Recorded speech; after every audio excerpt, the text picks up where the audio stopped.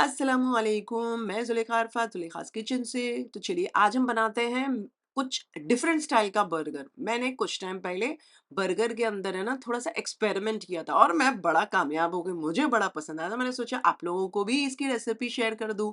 तो इसका नाम है देसी बर्गर, मैं इसे बुलाती हूँ मलाई चिकन टिक्का बर्गर। ओह हो! मज़ा आ जाएगा बनाकर, खाकर भी। तो चलिए शुरू करते हैं आज की रेसिपी। साधारण यानी ऑर्डिनरी इंग्रेडिएंट से एक्स्ट्रा ऑर्डिनरी बर्गर बनाते हैं जुलेखा की स्टाइल में। चलिए, ये है एक मुट्ठी कोथमीर यानी कि हरा धनिया।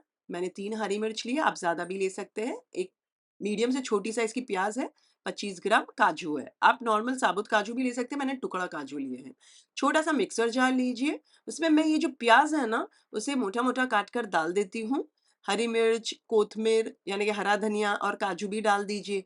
मैं यहाँ थोड़ा-सा 1-2 टेबलस्पून जितना पानी डाल रही हूँ। अगर आपके मिक्सर जार के अंदर पानी की ज़रूरत नहीं है, तो आप बिना पानी डालकर पीसिए। और बहुत अच्छे से ब्लेंड कर लीजिए, तब तक ब्लेंड कीजिए जब तक इस तरीके से पेस्ट नहीं बन जाता। जब बन जाए इसे साइड पर रख दीजिए।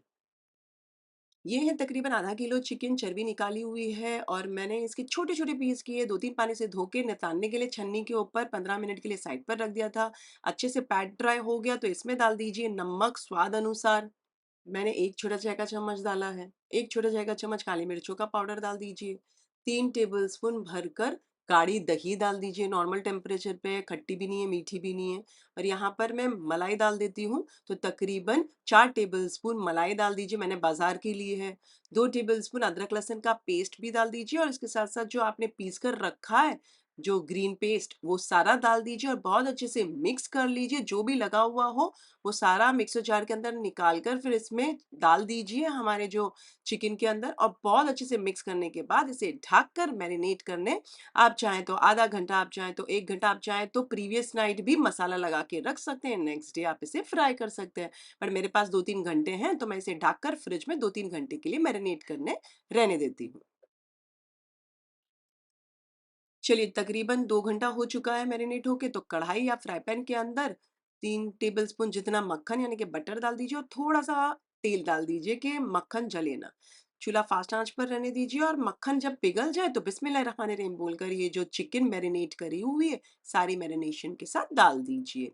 कोई भी चीज़ बची हुई नहीं होनी चाहिए, सारी मैरिनेशन डाल दीजिएगा और इसे फ़ास्ट आँच पर बार-बार चलाते हुए 4-5 मिनट तक पका लीजिए। दरमियान में ही नमक चख लीजिए अगर आपको नमक कम लगे, मुझे नमक कम लगा, मैंने थोड़ा-सा एडजस्ट कर लिया।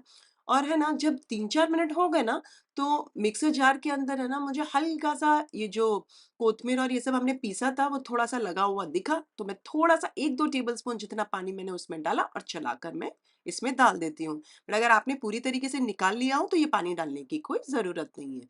चलिए टोटल 4 से 5 मिनट हो जाए, फ़ास्ट आँच पर बार-बार चलाते हुए, तो चूल्हे को कर दीजिए स्लो आँच और ढक कर इसे 15 से 17 मिनट तक पकने दीजिए या तब तक पकाएँ जब तक चिकन पूरी तरीके से गल नहीं जाती। तकरीबन 17 से 18 मिनट हो चुके हैं, मैंने अभी चूल्हा फ़ास्ट आँच पर किया है, चिकन वैसे तो गल चुकी है, बट मैं यहाँ क्या कर रही हूँ 1 डेढ़ मिनट तक इसका जो भी बचा हुआ पानी है आप देख सकते हैं, तो वो सुखा रही हूँ। अब ये टोटली आपके ऊपर है, आप पूरी तरीके से ड्राई कर सकते हैं, एकदम ड्राई कर लीजिए। नॉन स्टिक लीजिएगा तो ज़्यादा बेटर है कि नीचे चिटकेंगे नहीं, लेकिन बहुत अच्छे से और अच्छे से ड्राई हो जाएगा। बट मुझे ना हल्की-हल्की सी लगी हुई ग्रेवी चाहिए, तो मैं यहाँ चूल्हा कर देती हूँ 1 डेढ़ मिनट के बाद बंद।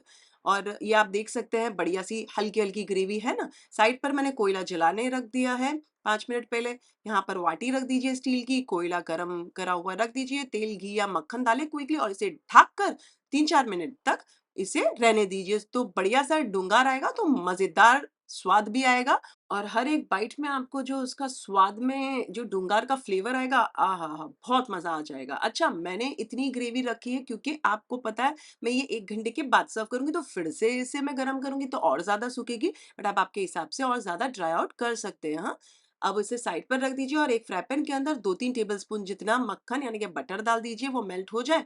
एक बड़ी साइज़ मोटी-मोटी काट कर प्याज़ डाल दीजिए और एक शिमला मिर्च को लंबा-लंबा काट कर डाल दीजिए और इसे बार-बार चलाते हुए फ़ास्ट आँच पर सौटे कर लीजिए।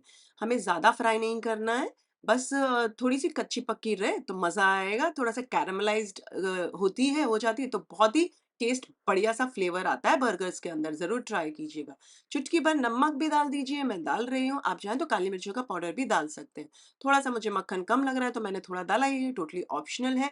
बस कैरेमलाइज़ हो गई है, आप देख सकते हैं और बढ़िया-सा पक चुकी है, सौटे हो चुकी है, कच्चापन रिटेन रखिएगा, एकदम फुस ना हो जाए हमारी शिमला मिर्च और प्याज़, बस इतना ही मैंने उसे फ्राई किया है कुछ 1 डेढ़ मिनट के लिए और चूल्हे को कर दीजिए बंद।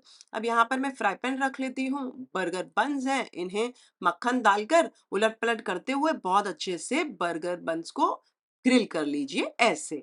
और जब अच्छे से ग्रिल हो जाए उलट-पलट करते हुए मक्खन डाल-डाल के ग्रिल कीजिएगा आपके तवे पे और जब हो जाए तो इन्हें निकाल लीजिए प्लेट के अंदर। अब एक बर्गर बन का नीचे का बेस लीजिए, उसके ऊपर आप चाहें तो लेट्स डाल सकते हैं बारीक कटी हुई, मुझे बड़ा पसंद है तो मैंने वो लेट्स डाली है, आप टोटली स्किप कर सकते हैं, देसी है तो बर्गर देसी बना रहे हैं हम तो। चलिए इसके ऊपर मैं डाल देती हूँ मायो, हरी वाली मायो मैंने अभी फ्रेशली बनाई है। मैंने 2 टाइप की इनफैक्ट मायो बनाई है, दोनों का लिंक डिस्क्रिप्शन के अंदर है, एक साथ ही बनाकर मैंने चैनल पर अपलोड की है। अच्छा, इसमें ग्रीन मायो डालने के बाद चारों ओर फैला दें, उसके बाद चिकन के पीसेस इस तरीके से हल्की थिक ग्रेवी के साथ मैंने रख दिए हैं और ये जो कैरमलाइज़्ड हमारी जो प्याज़ और जो सब्ज़ी थी, ये इसके ऊपर डाल दीजिए और इसको ढक दीजिए और गरमा-गरम इसे सर्व कीजिए। तो ये बन गया हमारा मज़ेदार सा बढ़िया-सा स्मोकी मलाई चिकन टिक्का बर्गर, एकदम देसी स्टाइल, एकदम मेरा एक्सपेरिमेंट जो कामयाब हुआ। आप भी बनाइए, आपको भी बहुत अच्छा लगेगा। मैंने 2 टाइप के डिप्स बनाए जैसे आप देख सकते हैं, ग्रीन और चिली डिप, मायो डिप।